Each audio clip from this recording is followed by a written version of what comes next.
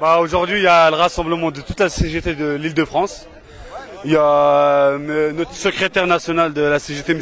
Bernard Thibault, qui va venir nous rendre visite, qui nous soutient.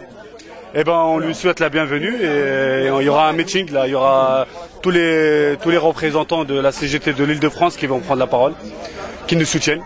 L'idée c'est contre la fermeture de l'usine d'Aulnay et contre tous les licenciements qui se passent là. Il n'y a pas que nous, il y a ArcelorMittal, il y a plein de sociétés, on est contre toutes les sortes de licenciements. Moi je me rappelle, je suis rentré en 2000, on était 6000, 7000.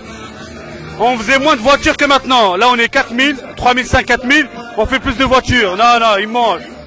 Tous les patrons, ils mentent. Ils racontent que des bobards. C'est pas vrai. Poissy, ils font 4 véhicules. Comment ça se fait, Poissy, ils font 4 véhicules? On répartit le boulot. Ils nous donnent une voiture ici. Pourquoi ils arrivent même pas à produire? Ils arrivent même pas à faire 4 voitures. On partage le travail. On est tous des salariés. Ils nous donnent une voiture et l'usine elle continue.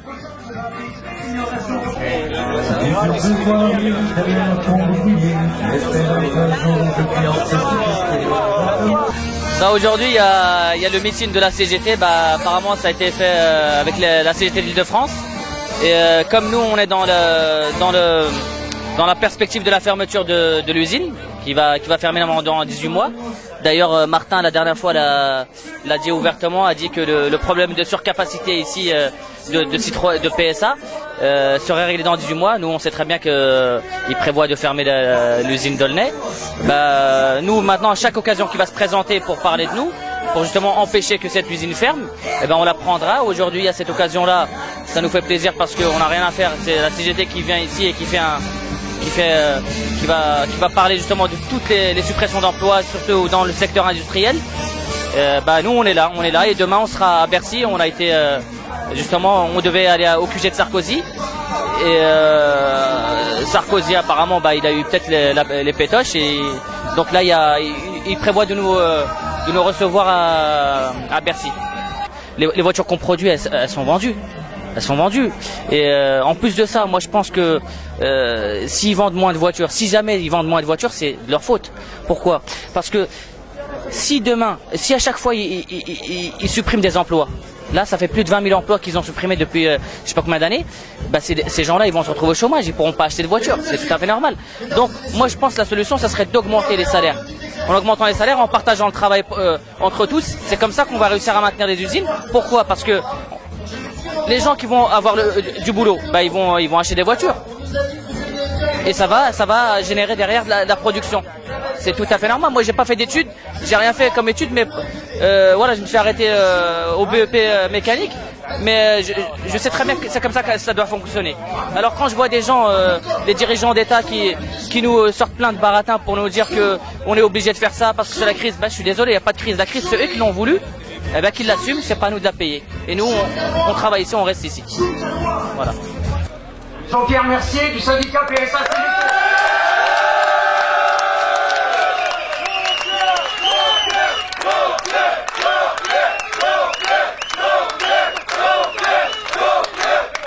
Bien.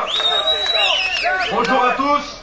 Et je voudrais au nom de la CGT de PSA Aulnay, remercier tous les camarades qui ont tenu à faire le déplacement pour se rassembler ici devant l'usine de PSA Aulnay. Et je tiens à remercier aussi la présence de Bernard Thibault parce que je peux vous dire que ça fait chaud au cœur de vous voir si nombreux devant l'usine de PSA.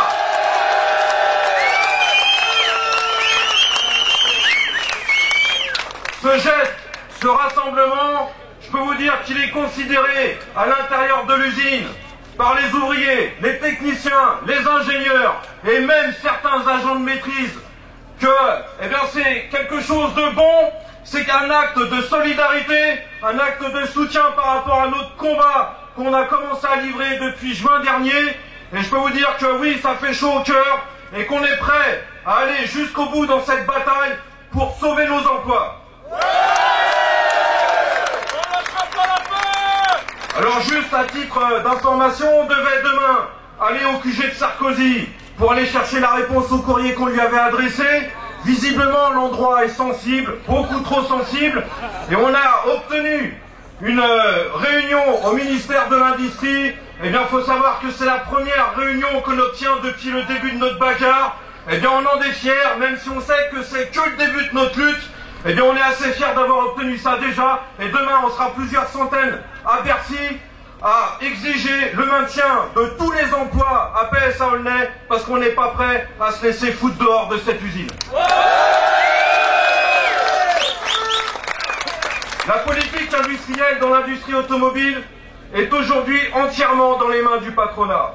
Et l'objectif est simple, c'est faire du fric le plus possible en licenciant et en fermant les usines. Ce que nous vivons ici à PSA Aulnay, des dizaines de milliers de salariés de l'automobile l'ont déjà vécu. Je veux parler des ouvriers de la filière automobile, les sous-traitants, les fournisseurs, tous ceux qui travaillent dans ces entreprises qui ont pour véritable patron les grands donneurs d'ordre de la filière, PSA et Renault. Ce sont eux qui sont les véritables décideurs et qui sont au final les vrais responsables de la situation dans laquelle se trouve l'ensemble des salariés de l'automobile.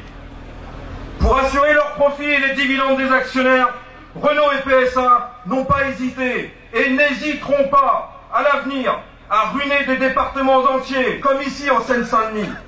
Car semer la misère, pour eux, c'est pas leur problème, du moment que les profits sont assurés et protégés. Les conséquences de cette politique industrielle sont dramatiques. D'abord pour les salariés et leurs familles, c'est une véritable catastrophe.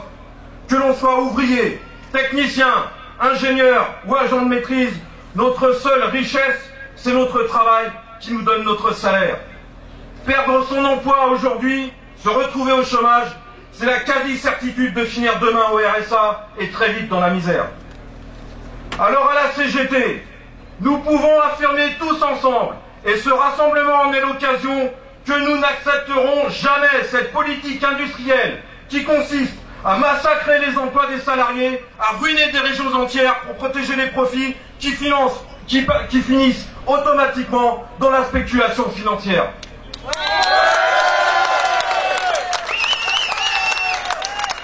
Aujourd'hui, protéger nos emplois, protéger nos salaires devient vital, impératif.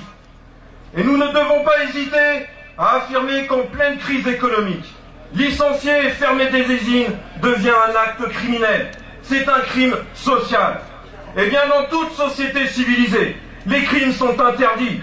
Alors il est vital, impératif, d'interdire aux patrons de licencier et de supprimer le moindre emploi.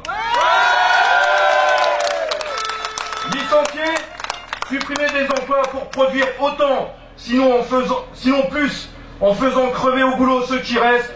Voilà la politique industrielle aujourd'hui de nos patrons. Alors il faut imposer l'inverse. Il faut sauver l'emploi des uns en allégeant le travail des autres. Du travail, vous savez, on en a par-dessus la tête dans les usines. Il suffit de le répartir entre tous les bras, sans diminution de salaire pour personne. Peugeot, comme Renault, ont l'argent pour ça. Il leur suffit de prendre sur leurs profits et sur les dividendes des actionnaires. Les patrons de l'automobile, que ce soit Renault, PSA ou la GM, martèlent aux journalistes complaisants que l'industrie automobile serait en surcapacité et qu'il serait obligé, évidemment, de fermer des usines en France et en Europe. Mais de qui ils se moquent? Ce n'est pas de surcapacité que l'industrie automobile souffre, mais de sous-consommation. Plus les patrons fabriquent des chômeurs, plus ils bloquent les salaires, moins on peut acheter. Ce sont bien les patrons qui contribuent à perpétuer ce cercle vicieux. Et en parlant de salaire, eh bien je tiens à saluer la juste lutte des salariés de Renault pour réclamer des augmentations de salaire conséquentes. Ils ont 1000 fois raison.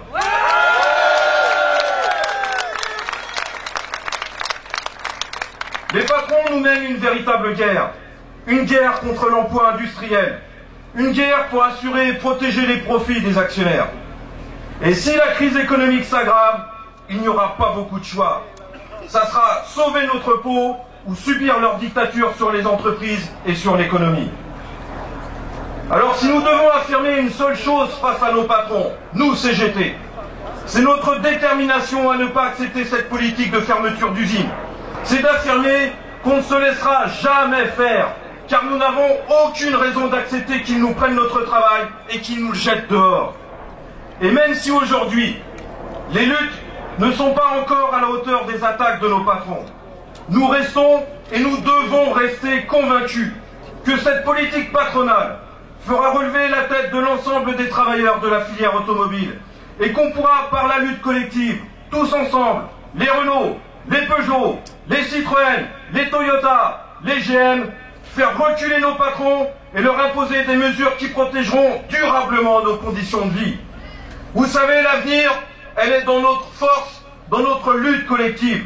Et on a un slogan chez Peugeot qui devient populaire, les camarades l'ont dit tout à l'heure, la force des travailleurs, c'est la